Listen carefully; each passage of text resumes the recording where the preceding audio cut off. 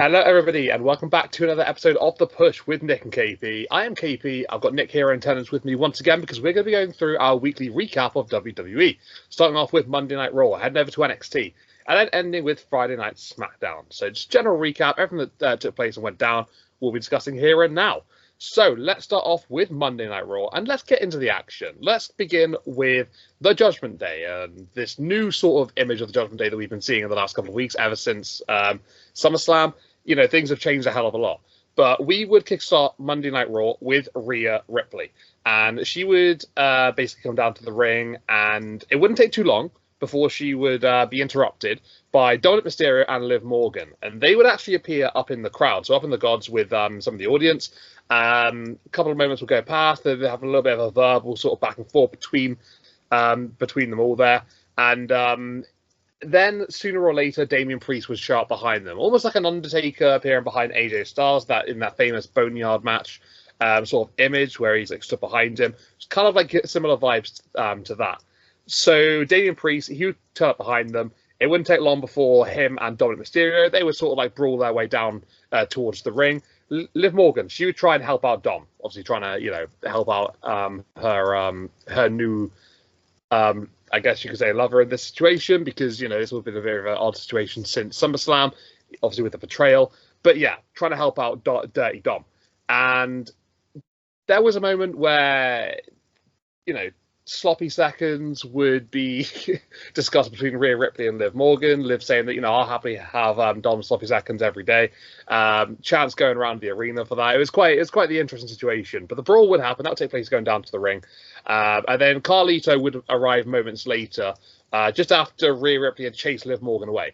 They would have a match to start the show. That would be Carlito up against Damian Priest. Nicely transitioned into that first matchup. Damian Priest would pick up the victory by defeating Carlito. And then the Judgment Day afterwards, they would attack Damian Priest. Rhea Ripley, she would come down to the ring in order to assist Damian Priest. The two would see off the Judgment Day and lay waste to JD McDonough in order to end that segment. So, yeah, a little bit of crazy start, intertwined with a match between Damian and Carlito. Expected result there with Damian Priest winning, former El Campeon, and, trying to get back on the winning side of things. So, yeah, Damian Priest with a big win, defeating Carlito. And, honestly, the new Judgment Day weren't made to look overly strong in this particular segment. They haven't really looked strong since SummerSlam. Don't know if maybe getting a bit too ahead of myself there. But, it's not looking too good for them at the moment. And Damian and Rhea are particularly dominating this situation and the scene. So, other bits of action throughout the night, we would see Odyssey Jones making his main roster debut on Monday Night Raw, like his in-ring debut, I should say. And he would go one-on-one with, I'm going to say, Vincent Wiley here. So, a member of the Performance Center, really, here. Not somebody who's made waves on NXT yet either. Just purely just somebody who's filling a spot here on the card. So Odyssey Jones, he would defeat Vincent Wiley. Just an opportunity for him to showcase his in-ring ability and his talent, what he can bring to the main roster. And yeah, it was nice to see him in action. It's been a long time, obviously, since he got originally drafted back last year. But now he's actually getting started, and it's good to see it. It's good to see it, to be fair. But afterwards, the Final Testament, they would show up. Karrion Kross, he would head to the mic on the stage, and he basically just talked down to Kofi Kingston, Xavier Woods, and Odyssey Jones. Eventually, a matchup would be agreed to between all of them. That would be a 6-man tag match next week on Monday Night Raw. So Xavier Woods not really particularly keen about Kofi Kingston sort of like making the decisions and stuff, but it does seem to be a running thing, and that's just the latest installment of that this week. Into the next segment, we then had American Made. They would go up against American Alpha. So Chad Gable, very big interest in this one, obviously having been in both factions. Chad Gable wasn't going to be here, though, for this particular part, because he was actually away over in France for what was the Olympic Games, and he was still not quite back in the US at this point. So it was just going to be the Creed brothers here, so Julius Creed and Brutus Creed. They would go up against Otis and Akira Tozawa. And this would be a Texas Tornado Rules match. It was actually a very, very fun encounter. It was very entertaining, very heavy hitting. It was a fully entertaining matchup here that I really, really did enjoy. There was a moment towards the end where we've seen Ivy Nile and Maxine Dupree be quite close over the last number of months, sharing a bit of respect towards one another. But this would be the moment where that would end. So Ivy Nile would attack Maxine and basically just take her out of commission, causing a massive distraction for Otis and Kirizawa, and that would lead to the finish where the Creed brothers, American Made, they would pick up the victory as a result. So Ivy Nile essentially transitioning to that of a heel, and balancing out the rest of American Made being on the same sort of like hymn sheet there between the group of them. So yeah, it makes sense. Quite a logical move here. I'm glad that they've done that now rather than like delaying it a little bit further down the line.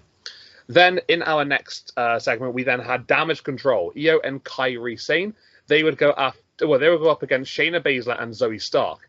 And this match would end in a no contest. So it was actually a number one contenders match for the Women's Tag Team Championships. So the winner of this one would go up against Isla Dawn and Alba Fire of the Unholy Union for those tag titles.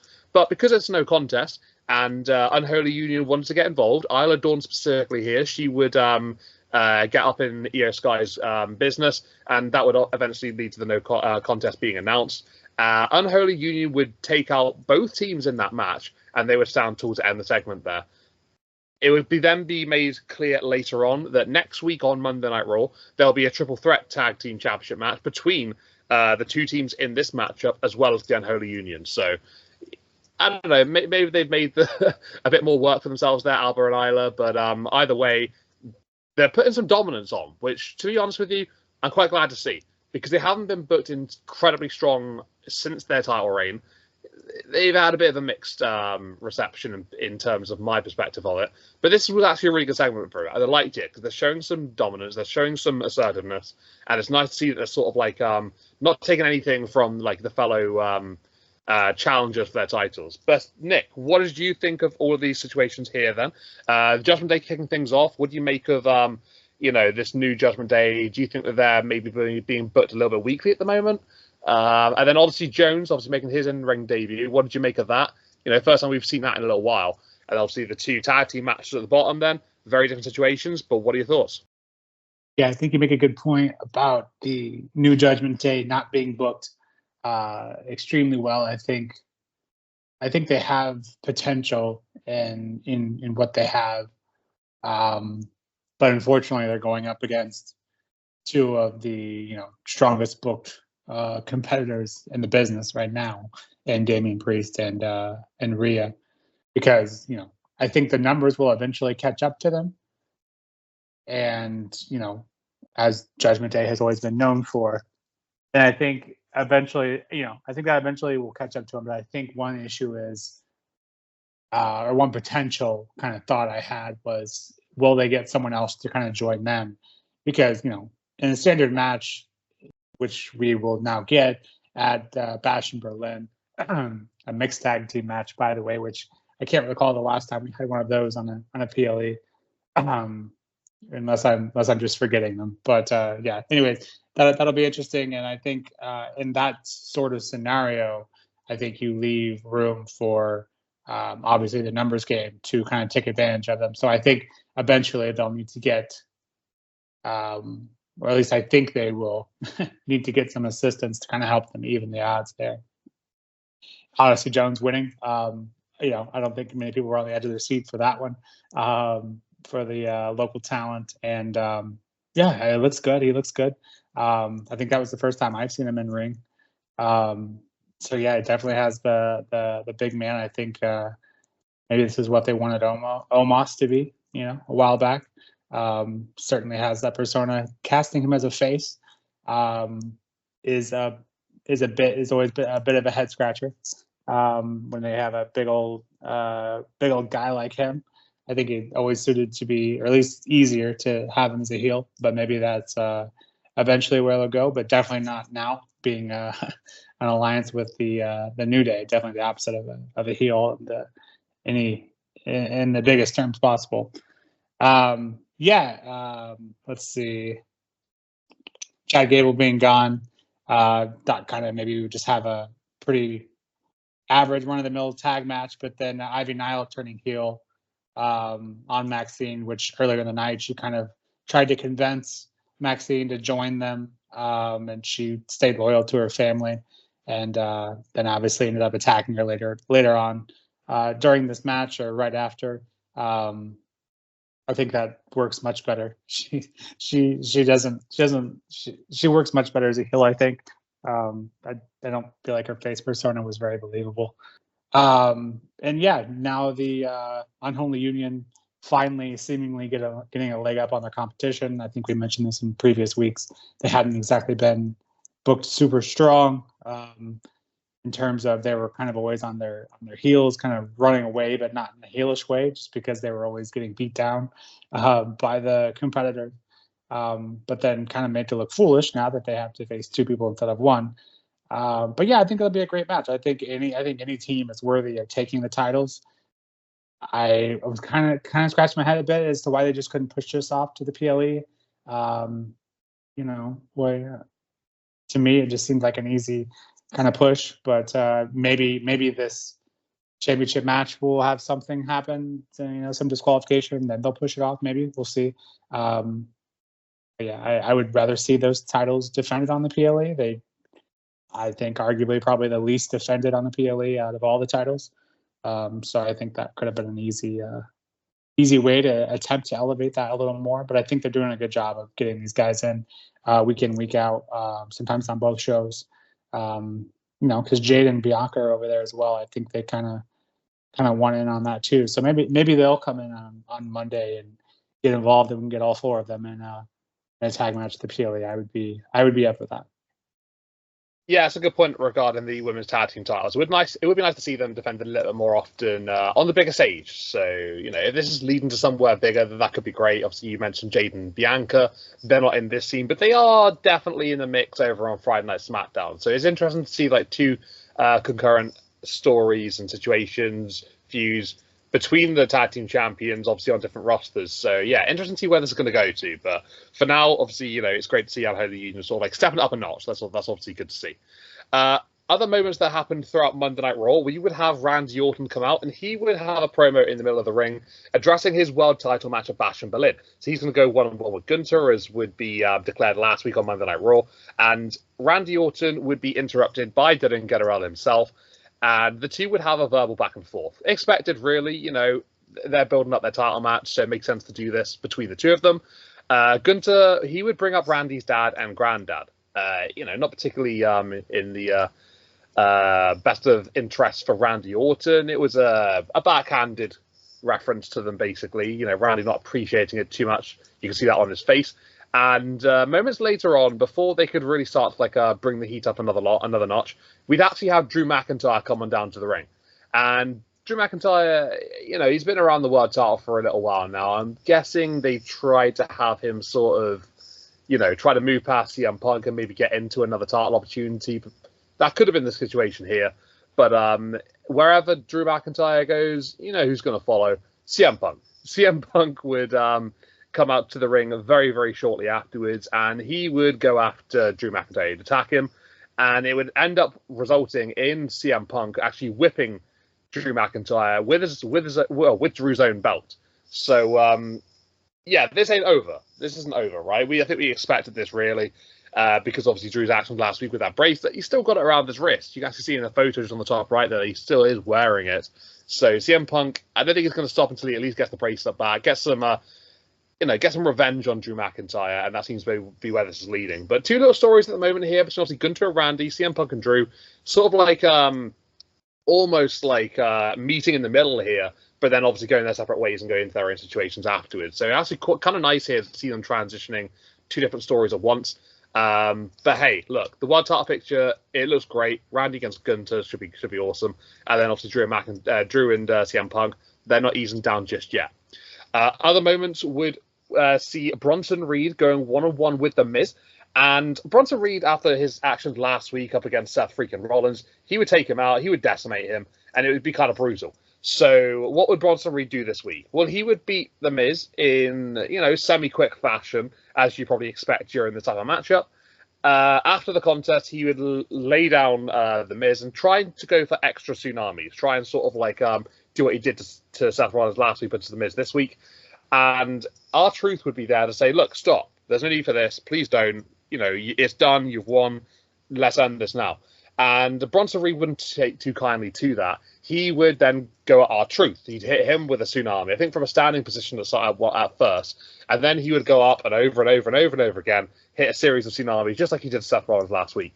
So Bronson Reed, he's on a bit of a tear recently here. He's decimating people for fun. He's just enjoying himself. And he said to Adam Pearce, I'm going to go out there and make a name for myself. And, you're going to be held accountable for that. Adam Pearce, he just proves to be an absolute waste of a GM in my perspective. He's got no control over any of the roster, and I think when you look at it this way, you compare him to Nick Aldis. Nick's got respect from superstars. He's also believable when he shouts at people and when he tells them off. Adam Pearce, he just sounds like a barking little puppy, and he's just genuinely got no control over it. And Bronson Reed, he is being built brilliantly at the moment. I'm loving what he's doing, and it's just him basically ignoring all the security. I mean, they were very, very feeble with their efforts to try and stop him. Let's put it that way. But Bronson, he's doing very well for himself, and I'm loving everything that he's putting out there at the moment. Then, in our main event, we had the Intercontinental Championship on the line as Bron Breakker defended up against Sami Zayn. But this would be a 2 out of 3 falls match. So obviously promised to be a very, very competitive contest. And Bron Breakker would end up winning and retaining his title by a score of 2-1. Sami Zayn would get the first fall by hitting a Haluva kick, almost out of nothing, really, surprising Bron Breakker, the champion, and going 1-0 up. Then Bron Breakker would hit a couple of spears, kind of like how we saw at Money in the Bank, and that would level things up at 1-1. And then later on in the contest, Sami Zayn would go to the top rope. He would go for what looked like to be a crossbody or something, and Bron Breakker would hit a spear in midair onto Sami Zayn. That would lay out the former champion. That would be the 1-2-3, Bron Breakker getting the win. It was a very competitive matchup between the two of them. A lot of fun. Easily their best match so far for the Intercontinental Championship. I would wager now Sami Zayn, his time around the IC scene is done, and he can move on to possibly even the tag team titles with Jey Uso. That seems to be where that's headed for him. But hey, great match to end it on. Bron Breakker now can go on to something new, someone fresh, and the Intercontinental Championship scene just continues to be very interesting and very, very good as far as I'm aware. So, Nick, what about you? What did you make of the main event, the title match? How did you rate the Intercontinental Championship contest? Bronson Reed, what do you think of the big guy? He's doing pretty well for himself, right? And then, obviously, the two feuds that are happening around the opening segments here, McIntyre and Punk, still continuing to get hot. Then Gunther and Randy Orton for that world title. It's not a bad situation at the moment, is it? Raw's looking pretty good. Yeah, I don't have too much to add concerning the top two, Drew and Randy and CM Punk and Drew. Feel like nothing too groundbreaking. I think with CM Punk and Drew, I think maybe we get another match. Doesn't feel like Bash at Berlin. That card's filling up kind of quickly. But maybe almost feels like maybe a rematch, even though it is, a rematch. Feel like maybe about a little too big for Bash at Berlin. No slight towards the PLE, but obviously it's more of a B-show PLE than, say, SummerSlam. So wondering if we're just going to keep building that maybe to Survivor Series or the next Crown Jewel event, perhaps. They typically bring out the big guns for those. So yeah, it'll be interesting to see where we're headed from here. Clearly, we are far from over. Whether you see that as a positive or negative, that is up to you. Bronson Reed, taking out another, I won't say top superstar in terms of Seth Rollins, at least on the level of Seth Rollins, but certainly in terms of popularity, definitely up there as one of the most popular in R-Truth. So you made me laugh a bit with the Adam Pearce. I know your dislike for him. And I'm not sure if this is the only reason, but it's certainly a good one. And that you bring up the good point of him just having zero control over the roster, and then the bit about him, not being believable when he's arguing, because he kind of comes off as a grandpa who can't move very well, so he's just kind of yelling, and he's just kind of yelling a little bit. He can't really move. He's not mobile enough anymore to do anything about it, but he can sit there and yell at him. even though no one cares. I feel like that door kind of opened. I could be missing examples, but I think it's probably when you started voicing your dislike for Adam Pearce. But I think Braun Breaker kind of opened that door, or at least pushed it wide open, and that, hey, I'm proof here that you can do whatever you want and end up getting a title for it. Because how many times did he come in and get thrown out or suspended or whatever that doesn't really mean anything? But yeah, so Bronson Reed's going to say, hey, he did it, and look where he is. He's got an IC title now, so why don't I try to do the same? So, in that aspect, yeah, it makes sense. Why wouldn't you? If anyone wants anything to do on Raw, just continually do what Braun and both Braun and Bronson have been doing. So that's a good point. And is Bronson Reed going for the IC title? Is that what we're going to see? Because they kind of both did the same thing to get, recognized, and that would be a hell of a match in my opinion. But yeah, kind of hoping for Ilya. I think Ilya Braun, I think I'd rather see at this point, but I certainly wouldn't shake my head at Bronson and Braun. But we'll see where that goes. As for the main event, yeah, it's Sammy getting yet another pinfall, even if it is one of three, with that haluva kick. And I think if anything can be said for Sammy going forward, I think he's certainly built up, not to say that it wasn't, a terrible finish or didn't have any credibility. But I think in WWE, we see the tendency of finishers not quite doing what they're supposed to do, i.e. finish a match. So I think, if anything can be taken away from this whole feud, I think his haluva kick has certainly gained some respect, and, should be feared because, took out Braun Breaker twice. So definitely noteworthy. And yeah, it was a great match. I think those two could, go for another 4 or 5 weeks and we would all be entertained. But yeah, Braun Breaker, I think, is going to hold on to that title for a while. I'm just interested to see who challenges him next. He certainly seems ready and eager to take on anyone and everyone. Yeah, I mean, something that you were talking about then about the haluva kick getting some respect. If you think about their feud across the 3 matches that they had, so Money in the Bank, SummerSlam, and obviously here on Monday Night Raw, there wasn't a situation where either of them kicked out of the other's finisher. So, I think this is sort of the time now where you got to think maybe they are starting to put a little more respect on, certain moves. Maybe this is the beginning of, trying to do it across the board, perhaps. Because I think we're so used to seeing matches that have so many finishes in. Like, somebody has to hit like 3 or 4. Say, for example, Drew McIntyre, right? When was the last time he won by a single Claymore? I don't think we see that very often at all. If I remember rightly, at WrestleMania, he had to hit like 3 or 4 on Seth Rollins to beat him. And actually, now that I think about it, I think he even did that. I think actually, annoyingly enough, he actually beat CM Punk with 1 Claymore, didn't he? So to kind of shot myself on the foot. But okay, the point is that he doesn't do it very often, right? So more often than not, you will see 3 or 4, maybe even a push of the same move before you're actually taking somebody out. And it's got to be like a special one a lot of the time. So to have some respect on finishes, I think, is a good thing. So yeah, I think, it's only a good direction really for this. But I mean, hey, look, Adam Pearce, he continues to do nothing regarding these guys that want to go against his rulings, and he's rewarding them for it, like he said. So I mean, hey, look, it is what it is. If that's how he wants to run his show, then he can go for it, I suppose. Right, let's move from one show to another then. Let's go from Raw to NXT. And this was after the Great American Bash that was on the last couple of weeks. So back into like regular televised programming. And we would kick off the show with the NXT champion, Ethan Page. He would come down to the ring and he would talk about potential championship contenders for his NXT title. So getting down to business, I quite like that from the champion, acknowledging that he's got people who are interested and they'll want to challenge him for his championship. That's never a bad thing in my book. It wouldn't be too long before Joe Hendry would interrupt Ethan Page to stake his claim for the NXT title. Ethan Page wouldn't take too kindly to that, though. He would dismiss Joe Hendry pretty quickly and would even walk away from him. That would leave Hendry in the ring, not by himself for very long, though, because Wesley would suddenly appear and he would actually super kick Joe Hendry.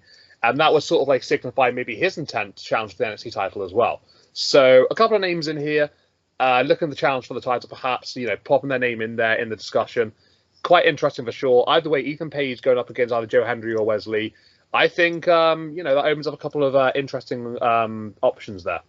So let's go into our first match of the night, and that would be for the NXT Heritage Cup. Tony D'Angelo, the Don, would put it on the line up against Charlie Dempsey, the man that he would actually win it off of a number of months ago. No quarter catch crew. They've been a little bit different recently because of the addition of Ren Sinclair. Ren, not really welcomed into the group to start with, had to sort of like convince Charlie Dempsey to actually be a member, and the Don would actually be kind of responsible for her being in there. He would sort of like weigh in last week saying, look, if Ren wins a match, why don't you include her in the group? And then I'll give you a Heritage Cup match. That would lead up to this one, Ren Sinclair winning that one. And yeah, Ren being in there maybe actually because of the Don, which is quite ironic because Tony D'Angelo, he would lose this match to Charlie Dempsey. So yeah, I don't know. Things come in maybe full circle, but in the wrong way for Tony D'Angelo there, but in the right way for No Quarter Catch Crew. Ren Sinclair would aid Dempsey in order to get the victory by shoving the Don off of the top rope, allowing Charlie Dempsey to get that third fall and to score the victory as well. So he would win by a score of 2-1, becoming the Heritage Cup champion once again, 2-time now for Charlie Dempsey. Then we had Lexis King. He would defeat Eddie Thorpe in what I can only call really a squash match. It was brutal. It was dominant. It was quick. It was, very, very, very, very much intent from Lexis King to get this done as quick as possibly can. These two don't like each other. They've been at war over the music likes recently. One likes BDM, one likes rock and roll. And, how are we going to sort this one out? Okay, well, they had a match last week and, didn't go too well for Lexis King. But this is an opportunity now for him to get some revenge. And he would attack Eddie Thorpe on his way to the ring. And he would focus on the injury throughout. And he literally wouldn't stop. He would decimate Eddie Thorpe and he would get the cover after the coronation, score the 1-2-3. I like Lexis King a decent amount. I think he's doing very well for himself. I'm glad he finally got a victory here and won over Eddie Thorpe that I think he needed. So where does this put this sort of feud at the moment? I don't think it's over by any means necessary. We've seen things with Eddie Thorpe in the past that are similar to this that probably leads to some sort of gimmick-style match, maybe an underground match or something like that. I think that'll probably be what's coming up next for these two. But it's interesting to see them doing this, but with Lexis King this time, obviously something a little bit different. And then into another matchup, with this time with the women's division, we would have Lola Vice going one-on-one with Tatum Paxley. Very weird situation recently with Paxley. Obviously, she's a bit of a character. I think we can safely say that. But Lola Vice, she would get a victory here over Tatum. Kalani Jordan would be on commentary for this one. She would get attacked and put to sleep by Wendy Chu during the contest. This is whilst Lola and Tatum are having a match against one another. After the contest would eventually be over, Lola would show respect to Tatum Paxley in the ring. And Wendy Chu, she would stand over Kalani Jordan with that Women's North American Championship in her hand. So, clear intent there from Wendy Chu. She wants to challenge Kalani Jordan for the championship. Okay, fair enough. And then Lola Vice in the ring with Tatum Paxley. You can make a claim that, Lola Vice is very much on this face run now after her match with Roxanne Perez recently. And she's sort of like trying to find where she belongs on the card. Tatum Paxley, you could give me a couple of hours and I couldn't tell you what's going on with her. She's in a very odd situation with the Dolls, with Wendy Chu, with, respect towards Lola Vice. I assume Tatum was a heel. I just don't know what's going on with her at the moment. It's a little bit here and there with her. Maybe it's a little bit unclear. But I'm liking what I'm seeing from Tatum. She's on TV a lot more recently. She's very talented as far as I'm concerned. And, any exposure for her is great because I think she absolutely deserves it. But hey, Nick, regarding these 4 segments then, Lexis King brutalizing Eddie Thorpe. Then obviously with the Heritage Cup Championship changing hands, that opens up Tony D'Angelo maybe to go on to something else. We've seen teases between him and Femi recently, overshadowing each other in backstage segments. Maybe that could be next for him. And then the women, Lola, Tatum, Kalani, Wendy, things are heating up. Yeah, I love the opening segment. Joe Hendry, could watch him speak, for hours. But yeah, that was a great start, and I feel like Ethan Page and him, you know, definitely two of the best currently. Definitely on NXT. So excited to see what we get next week with Joe Hendry. I think we'll talk about that a little more later on in the show. But yeah, and then the Heritage Cup finally changing hands. I think it's great. I think No Quarter Catch crew can continue developing the story there. And as you mentioned, I think Tony D'Angelo and Oba Femi clearly the next big thing. As soon as we saw the interview of the Don and backstage, I said, I'm assuming this is the part where Oba comes in, and then sure enough, not 2 seconds later, he comes in and cuts him off, just as he did to Oba last week. So I think that'll be great. I don't feel like Tony D'Angelo has or is the person to dethrone Oba Femi personally, but maybe we'll see. Either way, I think that'll be an intriguing matchup. Maybe at No Mercy, we shall see.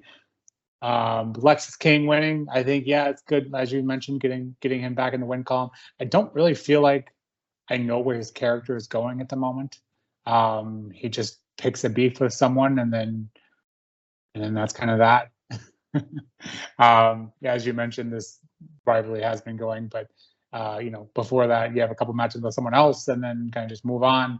I don't feel like, maybe I'm missing the bigger picture here, but I feel like he has potential. Just maybe getting him in some sort of title match at some point. I feel like he does deserve it. Just personally don't know where his character is going at the moment. You bring up a good point with Tatum. I think Tatum and Lola both are just kind of in a weird dynamic right now. I think Tatum can make a great face or heel personally. And I completely agree with you in the fact that she does have lots of potential and is very talented in the ring. And obviously, her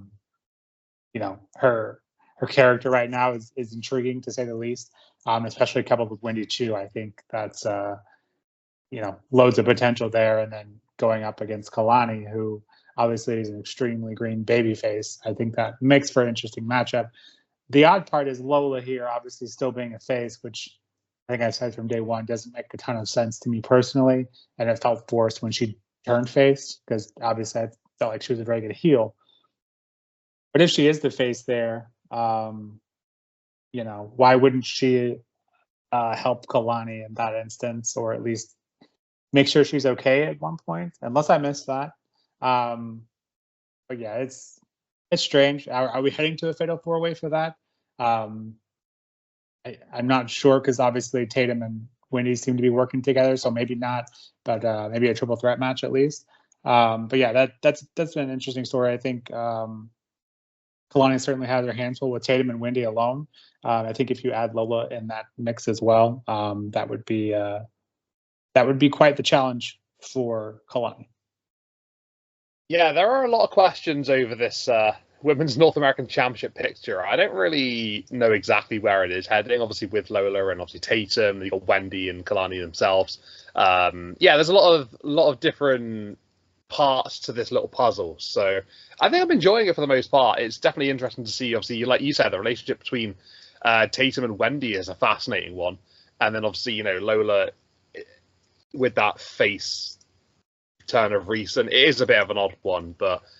I'm still hopeful that they're going to figure this out and that, they're going to get a clear picture going forward. But, I mean, Lexus King, you made a great point. I always remember about Lexus King, there was a match that he had with Carmelo Hayes. It was at PLE. And it was during, a time where we were trying to figure out who attacked Trick Williams. And, Carmelo Hayes was obviously heavily under the scrutiny at the time. And Lexus King was like, you know what, it was me. And then had a match with Carmelo Hayes at this PLE. And then afterwards, grabbed the mic, said, nah, it wasn't me, but thanks for the TV time. And it was just like, this guy is a joker. He literally does just pick beef just to get on TV, and then he's off again. It's kind of crazy. But hey, look, let's move on to things that maybe are a little bit more clear-cut. And that is the NXT Championship picture, because Joe Hendry, he he would be wanting to make his claim for the championship, right? Obviously, we saw him earlier on in the night going after Ethan Page and, making his name felt in the conversation. But it would actually be resulting from a Wesley promo here. He would come on out and he would basically challenge Zachary Wentz to a match at No Mercy. Obviously, having attacked him and Trey Miguel last week, his rascal buds, maybe no more. And he would demand a match at No Mercy with Zachary Wentz. He basically explained his actions, basically saying why he did what he did. And it would be a situation where, trying to get some believability in the actions of Wesley, being left alone for a long, long time and, having to fight for his own. And now he's basically saying that he doesn't need that. He can obviously go from here on out separately. So, yeah, he would challenge Zachary Wentz to the match.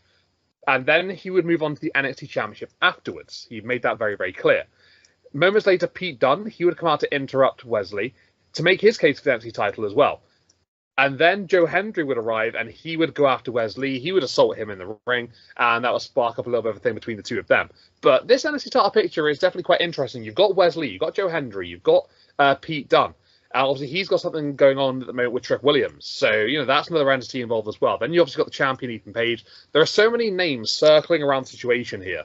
And it's looking pretty strong. I think we discussed this recently when we was headed into the last match for the NXT Championship at the PLE. That was a fatal four-way contest. I think I remember saying at the time, the men's division around that NXT title looked pretty weak and didn't look exactly convincing. On the other hand, now, I'm thinking completely the opposite. I'm thinking it looks a lot stronger. It looks a lot more broad across the picture. A lot more depth in the situation, and there are genuine claims here for that championship, and I'm loving it. I'm genuinely liking all the guys that are involved here, and it just seems a bit more credible, which is good.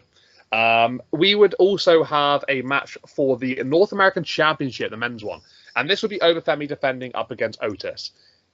Now, Obafemi, he has beaten so many damn people that he's now going after people. Well, he's now having matches against people who are technically assigned to the main roster. So Otis would be the next one here to go up against Obafemi, and he would be the next one to lose to Obafemi. So that North American Championship isn't going to go anywhere anytime soon. Obafemi has been absolutely brilliant with it, and he just continues the hot streak that he's on of recent. Otis put up a pretty good match against Obafemi. It was a very, very fun watch, quite entertaining. Two big men going after the championship, and it made for a fun watch in my perspective. But yeah, Obafemi winning, definitely the right call here, and possibly going on to a match against maybe Tony D'Angelo next. That could be where this is heading, as we mentioned earlier on. I'm liking the sounds of that. Something we haven't seen yet, something new, something fresh. So, hey, sounds good to me, but Obafemi with another great win. We'd also have a match just before the main event, and that would be Izzy Dame going up against Brynlee Reese. And Izzy would get the victory here over Brynlee. Just an opportunity for Izzy to, get a victory on NXT. Cement her place really as somebody of talent, someone that's trying to aim higher. And I got to respect Izzy because she is pretty decent in the ring. Brynlee Reese very fresh, very green. She's got a long way to come. Don't expect her to be getting any big victories at the moment. Obviously, if she did, they'd be shocked. But just opportunity for Izzy to get the win here. And then we would have our main event, which was for the NXT Tag Team Championships.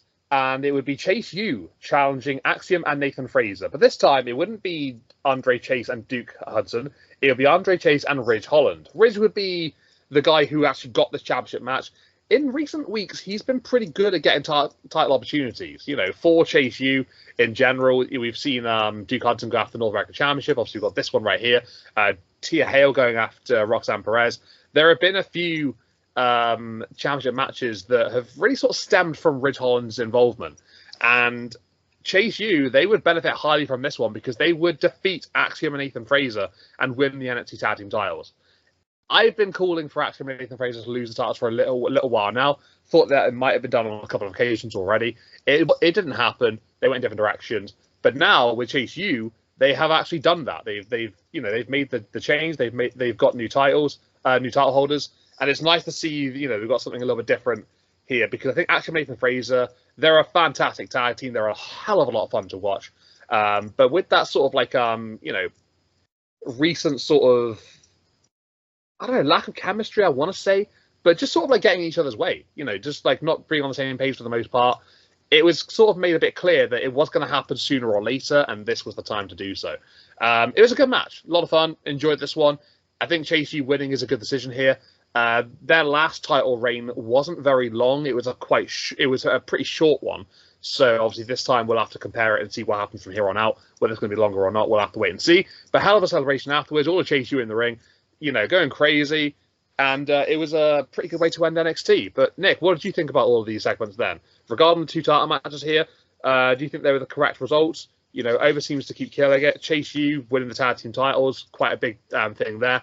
And like you say, the depth in the men's division for the NXT title, very different to what it was a month ago. Yeah, a ton to add here. Try to keep it clear and short, concise here. But yeah, Pete Dunne continues to work overtime, being in a triple threat next week with Wesley and Joe Hendry. As you mentioned, Pete Dunne kind of had some beef with Trick, and Wesley just, requested a match at No Mercy. So one would assume that the NXT Championship would be defended at No Mercy. So does that mean that Joe Hendry is kind of, automatically in? Or so that kind of made me scratch my head a little bit. Or, unless I missed something there, but I think Joe Hendry winning would be the right call anyways. I think Joe Hendry and Ethan Page would be a great match, and the promos they could deliver on a weekly basis would be amazing to watch. But yeah, as you mentioned, kind of the NXT Championship division, it definitely has gone back up, and I think has me excited again. But you could also make the case that a lot of these guys weren't in that picture at the time. Obviously, Wesley coming back, and then when he did come back, he was in the North American scene. He done kind of anywhere and everywhere, and then obviously Joe Hendry and Ethan Page weren't in NXT that long ago. But yeah, I think it's definitely looking up, and it's trending back in the right direction. Obafemi and Otis, yeah, big meaty men smacking meat here. It was nice to see Otis not in a tag match. I think a lot of people kind of forget that he is, his background in wrestling, and he can go. I hate the cliche big men shouldn't be able to do these things, but he does have that. He does have that, kind of going for him. He can go. He can go. And this was a good match. And I think winning is obviously the right call. But I think we've not seen the last of him as Otis, I think, requested a rematch. So it'll be interesting to see where they take that from there. The Chase U winning, I think it's a bit amusing to me that them getting another title shot, A, but then B, Axiom and Frazier making the promo beforehand about, hey, it's okay, we're on the same page, we got here at the same time, we even got dressed in the same locker room, blah, blah, blah. And so it's like, finally, they're on the same page. And so, over the past, month or so, we've been saying, sure, they're losing, they're not on the same page, they can't continue this, blah, blah, blah. And so, of course, when they finally appear to be back on the same page, that's when they lose the titles. But the Chase U obviously winning, and of course a great celebration. One thing I have noted, and that would be Duke Hudson. Everyone else seems to be pretty happy for Chase U winning, but Duke Hudson still kind of seems like he has, he's not quite sure if he's ready for this yet. I don't know if they'll eventually take that story somewhere. But to me, it felt like everyone else was celebrating, and he kind of maybe still doesn't 100% trust Holland yet. So curious if you saw that as well, but it appears everyone else was, very ecstatic. He kind of was like, okay, that's great. So it'll be interesting to see if they take that anywhere. But no issues with Chase U winning titles again. Yeah, like you, I was keeping a close eye on Duke Hudson during the title celebrations, and seeing if I could see anything that maybe indicated towards some jealousy or whatnot, something along the lines of that. But I think regarding Duke, I don't know if he definitely still does trust him. We've seen Riley Osborne recently. He's been very vocal about his distrust towards Ridge. Seems to be coming around a little bit now. Obviously, with the NXT titles coming home to Chase U, I think you could maybe say that Ridge maybe is trusted a bit more by Riley. But Duke is an interesting one. I'm not sure how he's going to manage this situation. Obviously, he was the tag team champions with Andre Chase during their last run. So very different for him now. Very, very different for sure. But either way, though, happy with the result. And you mentioned about actually making Fraser finally be on the same page, but losing. It's a weird call. It's been a weird call, this whole tag title scene for the last sort of month or so. So I don't know. Maybe now we'll get some clearer pictures going forward, and we'll have to just see what happens from here on out. So let's move on now. And get to a good start to SmackDown. Celebration will be hosted by Tiffany Stratton, and it would feature Pretty Deadly. Nia, she would come down to the ring on this very large throne, and she would enter a ring of pink, which isn't exactly to her liking. She made that very clear to Tiffany Stratton, basically saying how, this isn't really sort of like her cup of tea, and she would prefer something, I don't know, maybe a bit more her. Jax, she would then demand that all women of SmackDown need to bow down to her, and that would include Tiffany Stratton. She made that very, very clear to Tiffany.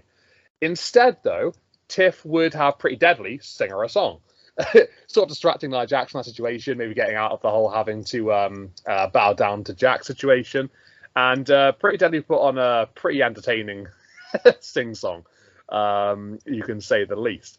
Mia Yim, she would arrive during the situation, and she would have a kendo stick in hand. She would use that to take out every single person in the ring, just basically clearing out everybody. She would be swinging for the fences with that kendo stick. And she'd be standing tall to close out the segment. It was quite something from Mia Yim. Looks like she's going to be first to challenge Nia for the women's championship. We've seen Mia get beat by Nia on a number of occasions recently, so they're still doing this, which is quite interesting. But I guess it is what it is. But Mia continuing to look quite strong, I suppose. That's obviously a plus for her. Other matches during the night, we would see, our first match of the night, we would see Carmelo Hayes continuing his feud rivalry with Andrade. Andrade going into this with 2 wins over Carmelo Hayes. Melo looking for his first win over Andrade. That's exactly what he would get. He would get a win over Andrade via a roll-up, just basically catching Andrade by surprise and, getting back on the wins column for the first time in a little while for Mr. Hayes. I think this is the right decision. I think they probably should have had him win, against Andrade the week before or whenever it was. And this then would have been a bit more of an interesting contest regarding who would win. I think these two have been putting on bangers of matches. I think that's what we can definitely say, right? They've been quality encounters between the two of them. I think this one was maybe the worst of the three. Not to say this one was bad at all, but the other two were so incredibly good. I think this was maybe a little bit of a step down. But just because Andrade had beaten Melo already twice, I think it was quite clear that Melo was definitely going to win this one. So maybe took a little bit away from that one, but a great decision to have Melo back on that winning side of things. Then we would see Blair Davenport going one-on-one with Naomi, and this would be an opportunity for Blair Davenport to even the score against her. And she would do exactly that. Blair would defeat Naomi clean as well. No issues there. Naomi, she tried a split leg moonsault off the top. Blair Davenport, being one step ahead, would be able to catch her out with it, and then she'd hit the Kamagoi to secure the victory there. So it was a nice win for Blair. Her first solos win since coming up to the main roster. Maybe took a little while for her to get to that position, but I'm happy for her to be on that first win. I think she needs it. And then we would have Kevin Owens. He would be in action up against Grayson Waller. The two would have a pretty entertaining start to the entertaining bit just before the match would actually take place. Grayson last week would actually be put up to this match by his partner Austin Theory, and during the situation there, Kevin Owens, he's been basically gifted a title opportunity by Cody Rhodes. Grayson Waller would essentially make the premise of the pre-match shenanigans all about that, basically saying, like, how does he deserve it? He's even saying he doesn't deserve it. It's quite a comical situation between the two of them. Kevin Owens will come in and say, you know what, you're absolutely right. You're absolutely right. Like, I have an easy win. You can defeat me easily. You even beat me before. How about you go out there and beat me again? Go on, you can do it. It'll be easy. But, basically saying how it's going to be such a simple thing for Grayson Waller. And that would lead up into their match straight afterwards. Kevin Owens would pick up the win here. I don't think that's going to be a surprise to anybody. This is a chance for Kevin Owens to turn things up and to actually show some signs of old. Kevin Owens, he would defeat Grayson Waller, but he would win the match by hitting the stunner, sure, but then he would follow up with his old finishing move, the pop-up powerbomb. We've seen him use it from time to time, but not as a finishing move for quite some time. So to get the victory after that, already I'm thinking to myself, wow, that's what we used to see from Kevin Owens, back in, his first few years in the company. When he was a glorious heel, he was fantastic at it. And then afterwards, we would see Kevin Owens continue to go about his business, and he would actually attempt to really put insult to injury on Grayson Waller. He would actually attempt to go for a powerbomb onto the apron to take out Grayson Waller. Now, we've seen that from Owens in the past, quite some time ago. He would do that to really sort of like cement an injury on somebody, to put them out for a long period of time. We've seen it on the likes of Sami Zayn and other people in the past. Quite iconic moments here from Kevin Owens. But to see him bringing that back, I think it's sort of hinting that, maybe Kevin Owens possibly going to be turning heel at some point. I think that'd be great for him. I think he really needs that at the moment, just to make things a bit fresher. And this face run of Kevin Owens has been good, but I think it's time now to go back to the Kevin Owens of old. And that's what we're hinting on. That's absolutely great. He would attempt the powerbomb on the apron anyway. He didn't actually get it done. I should have said that a bit earlier. Austin Theory would make the save for Grayson Waller. He basically put a stop to it, not allowing him to get it done. And then steel chairs would be introduced. They would get Kevin Owens into the ring, basically about to assault him with the chairs. But here comes Cody Rhodes. He would come down to make the save, and he would basically just fend off Grayson and Theory alongside Kevin Owens. Kevin would actually grab the WWE Championship. He would hold it for a little while, almost looking at it, realizing the situation, and he'd take a stare at Cody Rhodes, and eventually would just shove it into his chest, give it back to him as he would walk off. But it definitely seems like Kevin Owens is hinting at getting a bit more brutal, getting a bit more heelish, that we could say. So I'm liking the side of Kevin Owens, turning things up. Maybe Cody Rhodes, maybe you might regret him basically being the reason we're seeing this side of Kevin Owens coming back up again. But regarding these four, Nick, KO, I've said a lot about him. What do you have to say about him? Carmelo Hayes and Andrade, what are your thoughts on that match? Andrade, taking his first L to Carmelo Hayes, right decision? Yeah, I think it is. And then Blair and Naomi wasn't the greatest of matches, but Blair picking up a first win is a big moment for her. Yeah, first of all, the opening segment was one of those times where Pretty Deadly is always hilarious. I sat there watching it, and I'm like, I don't know if I like this or not, but I will give this to Pretty Deadly. Anything they set their mind to, they put 110% in. And I think them believing in it is what makes it so good. Their charisma was someone coming in, not watching wrestling, coming in with you watching that scene, you just kind of have to shrug your shoulders and it's it's an entertaining to those of us who know Pretty Deadly and who they are and what they do. I think at first I kind of thought the Nia Jax entrance was a bit much. I felt like this is a lot. Just for but she's won Queen of the Ring. She just took the title from Bayley. But it's not quite, obviously not like a Mania entrance caliber, but it kind of you've seen that kind of, that level of getting brought in on a throne like that and wearing a crown and all that. You've seen that many times. But yeah, they're clearly going, putting a lot of faith in Nia at this point. And I think the promo from her was great. I think the promo from Tiffany was better. I think she's doing a great job of kind of blurring the lines of, she's there, but I think we all know at the end of the day, her true intentions are going to eventually rear their head, just a matter of when. And when Nia used the line, I don't recall it exactly, but something along the lines of "bow to your queen." I think anyone who's watched, WWE over the last 10 years immediately had one person come to mind. And I think it's a matter of time before we see Charlotte make a return and kind of queen versus queen. I think that kind of writes itself. And because as of now, Nia doesn't have a challenger. Well, that was until this promo ended. Got cut short, I guess we should say, the celebration. And that Mia Yim comes in and kind of takes the Bronson Reed, Braun Breaker route and just, destroys everyone in the ring with the kendo stick. So is Nick Aldis, has he been watching too much Raw lately? Is he allowing that? Because then she later declared that got her a championship match. Now, while I think we all can agree that won't end up with her winning a title, interesting decision there to reward that with a title match. Andrade and Carmelo, yeah, I agree. It's definitely the worst of the bout so far. And are we just doing a best of 7 here and just not announcing it? Is that? It seems like that's kind of where we're going.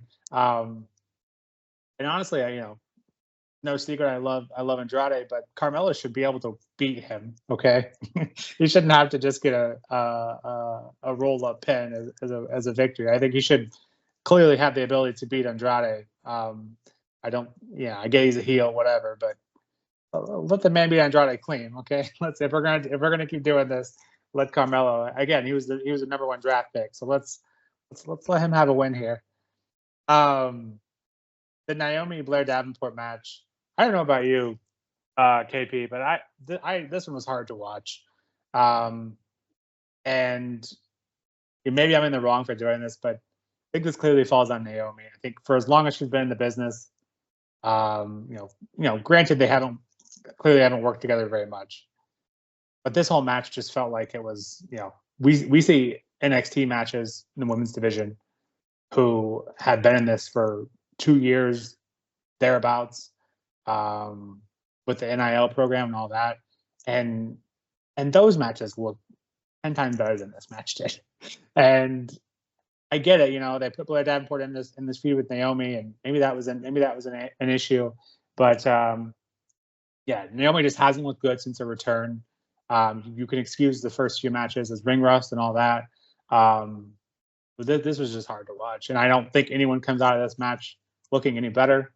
And Blair Davenport being on main for a very short time, and this being her first feud, I don't think that's a great decision on WWE's part. I think we need to put her with someone that can do it a little better than Naomi. Again, am I in the wrong for doing that? Maybe, but you got to point the fingers at the veteran here. It just didn't look good.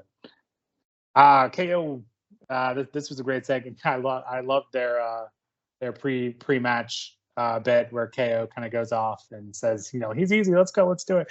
KO is just so underrated, and he can do the face or the heel. And his face is kind of like the Stone Cold persona, in that, yeah, he's a face, but he's still a badass. And I love that kind of edgy, kind of tweener vibe. I think Seth Rollins kind of does a great job of that as well.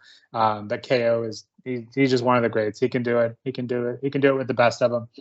And I hate to say this, but Cody Rhodes got about 2 minutes of TV time this week, and it's basically a footnote on this week's episode of SmackDown. And I'd love to see KO hold a title again. Obviously, I don't think that's going to happen, but maybe when he's done with this, maybe he can go after the U.S. title. But yeah, it's just criminal how long KO's gone without a title. It's been far too long. It's been way, way, way too long. I'd love to see him win the WWE title. Am I confident? No, I don't think so. But I'm glad to see him in the picture and, being back in that situation again, because he deserves to be in there. So yeah, whether he's gifted in it obviously by Cody Rhodes or if he's earning his opportunity, I don't care. I'm happy to see him back in that situation because he's just brilliant. One of my personal favourites, and glad to see him back in there. But yeah, Blair and Naomi, I'm trying to be positive about it. I'm basically just mainly talking about Blair getting the first win. Obviously, that's good for her. But yeah, it was kind of uncomfortable. It wasn't the best of matches. I think we can all agree on that one. But yeah, try and sort of like skip over the bad parts there. But yeah, I don't know, not a fan of it particularly myself. But the result, I can be a bit more vocal about, a bit more glad that was the case.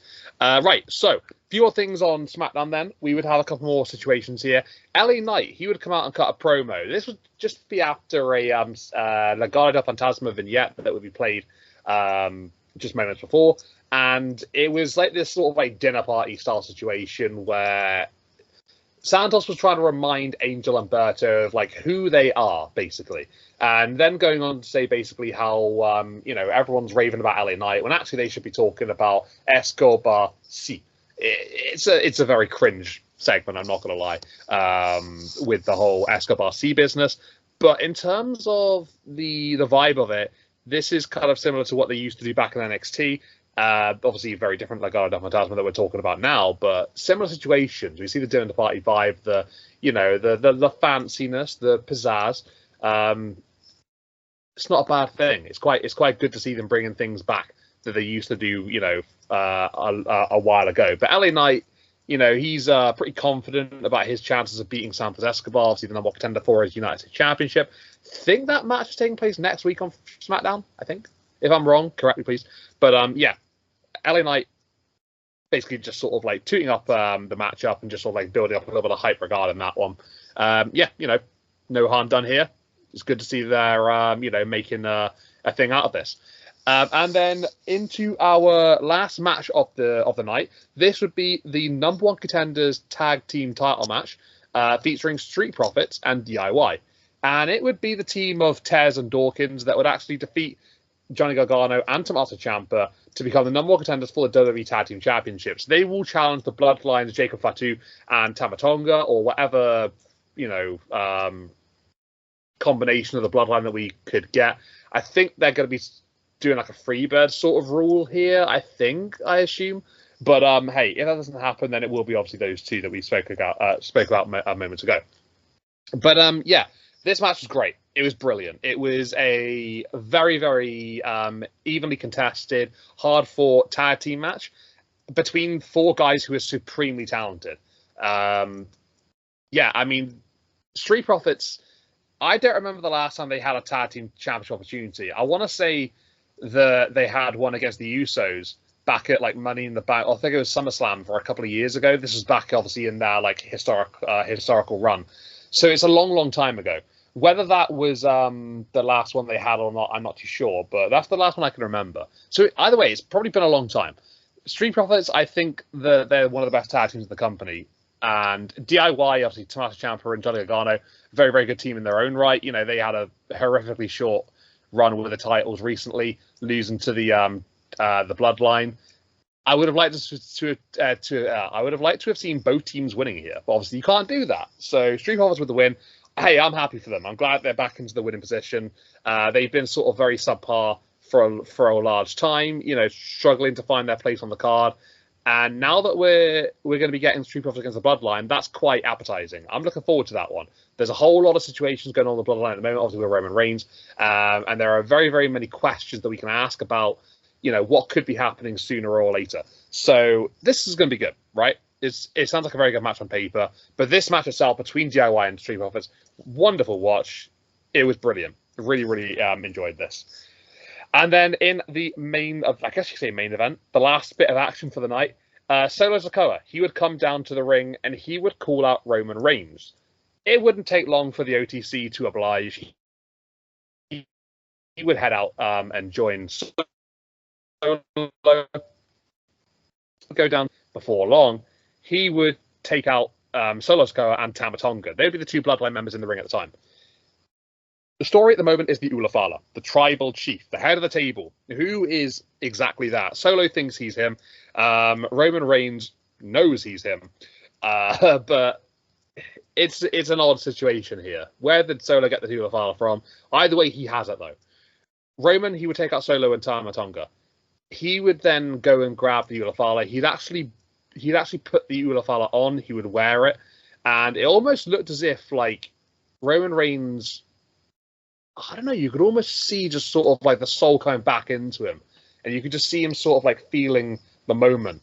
It was kind of a cool spot. I don't know if you guys have noticed this, but like if you actually go back and watch that, it just seemed to like really sort of like dawn on Roman Reigns, like, you know, this is what he's about. It's almost like as if he hasn't been in that role for a number of months. He's missed it, and like he's getting the feeling back to himself. It was, I don't know, quite a chilling moment, to be fair. I thought it was brilliant. By the way, he'd wear the Ulafala. Moments later, Jacob Fatu, he would come on down to the ring and he would take out Roman Reigns, and he would take him out. He would assault him. That would lead to a powerbomb from the Bloodline on Roman Reigns through the announce table, and then they would get him back in the ring. They would put the ones up, and that would be the show closing out. Solo standing tall over Roman Reigns. That's what he wants at the end of all this. He wants to put Roman Reigns out of commission. He wants to be the tribal chief, the head of the table. And how are you going to do that? You're going to take out the OTC. It makes sense. So, SmackDown. These last few moments here, what did you make of that tag team contenders match? I thought it was absolutely brilliant. Obviously, I've said that already. But what about you, Nick? What do you think? LA Knight building up Santos Escobar and the US title contest. That's an interesting one, right? Looking forward to seeing LA's first defense. And then Roman Reigns, you know, coming out looking strong. And then Jacob Fatu coming out and looking strong. You know, there's a lot going on here.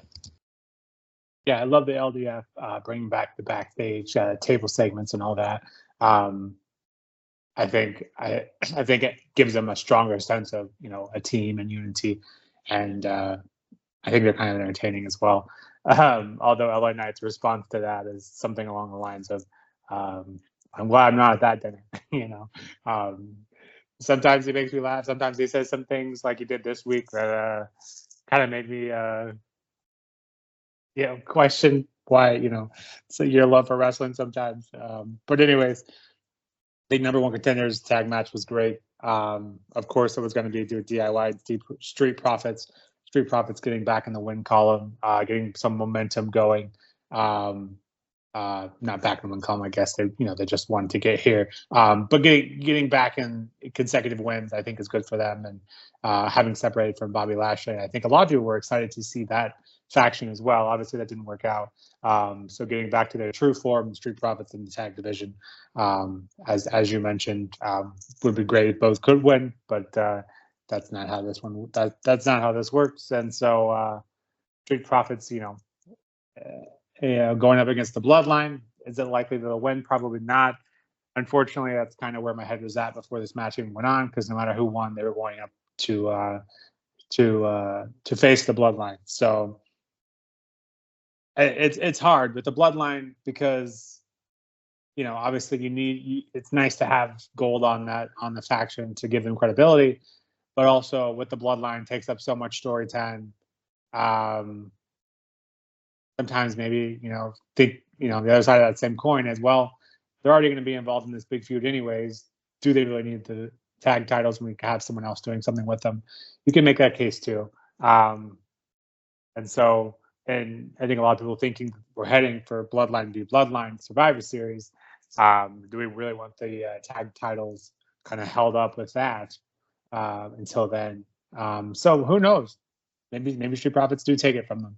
I would be a huge fan of that. And as you mentioned, DIY kind of robbed of their title reign or lack thereof from the Bloodline. So main event, or the last segment of the night, this was fun. It's kind of interesting, Karma getting back at Roman in his heel run, and seeing this go full circle because, back over the last, 4 years, what have you, Roman was always on the other side of this, Bloodline sitting tall, putting the ones to this guy. And now we kind of see him on the other side of that. So I thought that was interesting. I think that was their intention here, to see, the tables have definitely turned a little bit. So it's interesting to see him on that side of it. Similar to earlier with referring to the Judgment Day. Judgment Day, Bloodline always have similar parallel paths, it seems. Roman, he has to have some help at some point, right? Or he's going to become victim to the numbers game again and again. And this is the same complaint I had with the Bloodline when Roman had the title.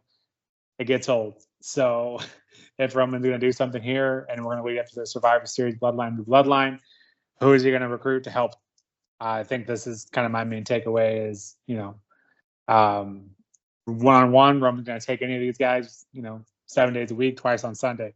But if it's a set match, he's going to be bloodline. He's going to be beat by his own game. The same game that allowed him to hold the title for as long as it did. So it'll be interesting to see where they're going with that. But yeah, it's a great segment. It felt like a shorter, sweeter, condensed SmackDown, but everything felt important and everything helped advance story. So that's all you can ask for. Yeah, the advancement of the story for the Bloodline especially is quite an interesting one. There's so many different ways we can still go with this, and with so many people being questioned, possibly being involved with it. Maybe we could see this guy, whatever.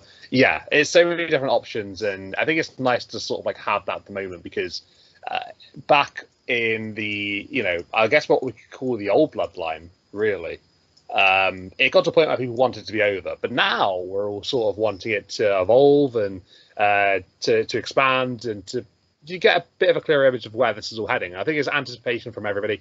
We want to know what's going on, and I think it's absolutely brilliant. They're doing a great job with it at the moment, and obviously this head of the table battle between Solo and Roman is quite an interesting one, right? Jacob Fatu just looks incredibly great, and he has done since he arrived. One of the WWE's greatest acquisitions recently. I think we can definitely agree on that one. But yeah, it's a strong main event picture, and I'm absolutely loving it. But there you go, guys. That was SmackDown. Basically, in a nutshell, there, all of the WWE in this past week discussed and broken down by us. Yeah, I think this was the first week where I felt like Raw wasn't the best show out of the main roster. I felt like SmackDown had been on the losing end of that battle for quite some time. And I felt like this was the first week in a while where SmackDown felt like it did better than Raw. But that being said, I think NXT still takes the cake for me this week, as they have the last what feels like a month now. NXT just seems to be firing on all cylinders with their triple threat match announced for the NXT title. And then the 6-woman gauntlet match, which I thought was a great idea, having 6 women who had not had a shot at the title all going up, all having that match next week for NXT. So NXT just seems to be firing on all cylinders. Which match was your favorite of the week, or which show was your favorite of the week?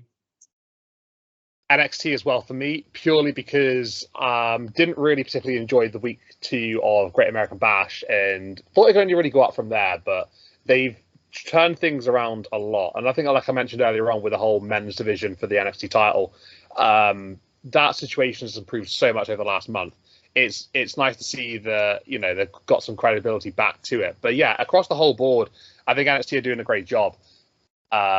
Definitely probably the most interesting for me regarding all the different situations. I think they've got some really strong champions. Ethan Page is coming into his own. I think his progress over the last month or so has been brilliant since picking up the title. And yeah, I just don't think they're really missing at the moment for the most part. But yeah, it's some very, very interesting scenes all around, really. I mean, SmackDown definitely, I think you made a great point about that. It has improved. And I think this week it was definitely not worse than Raw, but it's in the similar sort of ballpark. I think it has been dipping a lot recently, but it's been on the up, surprise, surprise, since Roman Reigns came back. But hey, look, guys, if you agree with anything that we've had to say here, disagree, whatever, then please let us know in the comments about what you're thinking. If you like the video, then please hit a like on this one and then sub to the channel as well. Be lovely to have some new subscribers for the YouTube channel. And hey, yeah, anything that you want to say, please let us know. But regarding future content, we'll be coming back with another one of these next week, providing some more content and some more weekly reactions, some breakdowns, discussions, whatnot. But guys, if you've enjoyed this one, then we'll see you around in the next one. This has been The Push with Nick and KP. Thank you to everybody for tuning on in, and we'll see you all next time. Thank you very much, everybody, and see you next time.